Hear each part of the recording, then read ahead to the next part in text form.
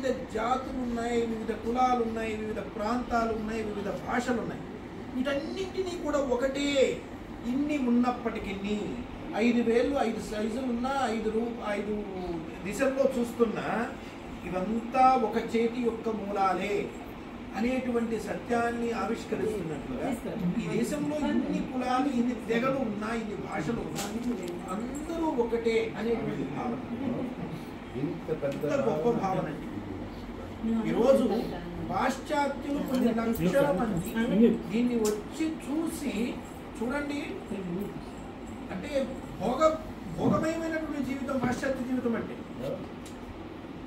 అంటే 5 రోజులు పనిచేస్తే 2 రోజులు పర్యటనలో ఖర్చు పెట్టడమో ఉంటుంది. అక్కడ అనుబంధాలకి ఉంటుంది ప్రాధాన్యత, కానీ భారతదేశంతో పోల్చినప్పుడు చాలా తక్కువ. రిలేషన్స్ అన్నీ కూడా ఒక స్థాయి వరకే ఉంటాయి. అటువంటి పాశ్చాత్యులు ఇక్కడికి వచ్చి కొన్ని వందల మంది సన్యసిస్తున్నారంటే మామూలు మాట. బృందావనంలో ఒక జర్మనీ నుండి ఒక నిండు గర్భిణి వచ్చింది. ఎందుకు వచ్చావమ్మా ఇప్పుడు అంటే, ఈ భూమి మీద నా బిడ్డకి జన్మనిస్తే ఈ సంస్కారాలు అలవడతాయని చెప్పి వచ్చాను. ఓ ఫోను అలా డివైస్ మీద పెడితే పిన్ను కూర్చాల్సిన పని లేకుండా, ఏమీ లేకుండా ఈరోజు ఛార్జింగ్ అవుతుంది. ఒక జడ పదార్థం మరొక జడ పదార్థంలో చైతన్యాన్ని నింపగలిగినప్పుడు, ఒక దేవాలయంలో కాసేపు మనం ప్రశాంతంగా కూర్చుంటే, ఒక నదీ తటంలో మనం కూర్చుంటే, ఒక తీర్థక్షేత్రంలో అందరం కలిసి కూర్చుంటే, అన్ని ఆలోచనలు ప్రక్కన పెట్టి ఒక ఆధ్యాత్మిక భావనతో కూర్చుంటే శక్తి ఎందుకు రాదు? ఈ జడ పదార్థమే మనకి చెప్తుంది. కాబట్టి ఈ సత్యం ప్రపంచానికి చూపించినటువంటి ఇప్పుడు గత 12 సంవత్సరాల క్రితం జరిగినటువంటి దీంట్లో 22 కోట్ల మంది ఏమో స్నానాలు చేశారంటండి. ఆ రికార్డు బద్దలైతే ఎక్కడ కావాలి? దీంట్లో బద్దలవుతుంది. ఈ రికార్డు బద్దలైతే ఎట్లా కావాలి? మళ్ళీ 12 సంవత్సరాల తర్వాత భారతదేశంలో జరిగే కుంభమేళాలోనే బద్దలు కావాలి. మరొక చోట ఏమన్నా అవకాశం ఉందా? అవకాశమే లేదు.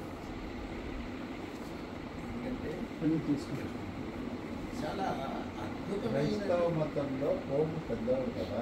అవునండి. ఆయన భారతదేశం వచ్చి కింద పాదం మోపిన వెంటనే భూమిని తాకి మెత్తలు వేసుకున్నారు. ఒక విషయం ఏంటంటే, పోపుకి అర్థమైంది కానీ ఇక్కడ ఉన్నటువంటి పోపు అనుచరులకి అర్థం కాలేదండి. ఈ నేల మీద పుట్టి, ఈ ధర్మంలో పుట్టి మతం మారిన ప్రబుద్ధులకు అర్థం కావడం. క్యాథలిక్ చర్చ్, అమెరికాలో క్యాథలిక్ చర్చ్ నిర్వహించేటువంటి శాటన్ హాల్ అనేటువంటి యూనివర్సిటీలో భగవద్గీత మాండటరీ, ఖచ్చితంగా ఉత్తీర్ణత పొందాల్సిందే, భగవద్గీత నేర్పిస్తుంది. కానీ భారతదేశంలో భగవద్గీతని పవిత్ర గ్రంథంగా చేసుకోవడం మనకు సాధ్యం కాదు. ఏంటంటే సంతుష్టీకరణ రాజకీయాల్లో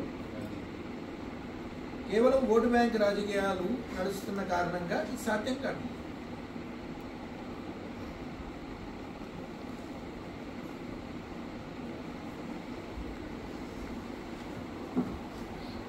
చాలా దేశాలు, యూరోప్ ఖండం మొత్తం కూడా 50 సంవత్సరాలు మతం మారిపోయింది.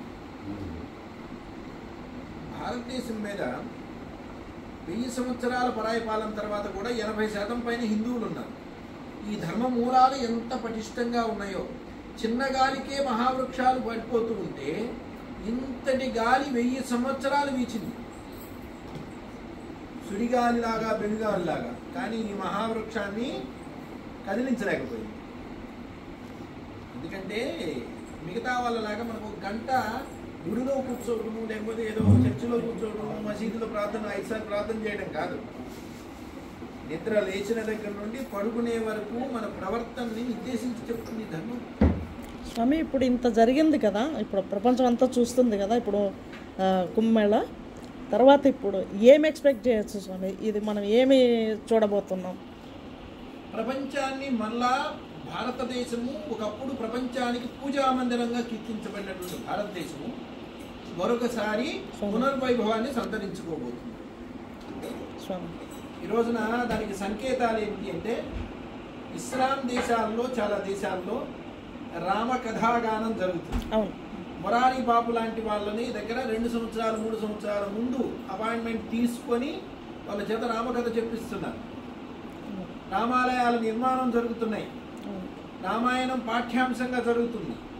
మోడీ గారు ఒక మాట అన్నారు, రామ్ వివాద్ నహీ హై రామ్ సమాధాన్. రాముడు వివాదం కాదు, సమస్యలన్నిటికీ కూడా సమాధానం. రామ్ ఆగ్ నహీ హై ఊర్జా.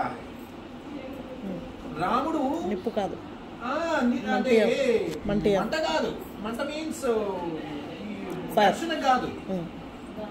రాముడు సమాధాన శక్తి. అలానే రాముడు ఎందుకోసం పుట్టాడు?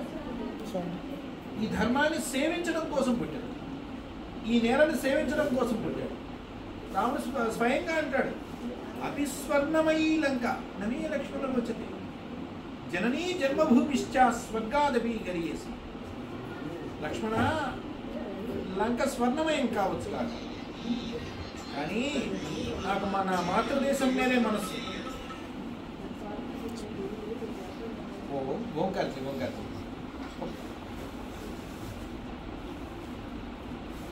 నేను ఒక్కసారి కనుక్కుంటాను.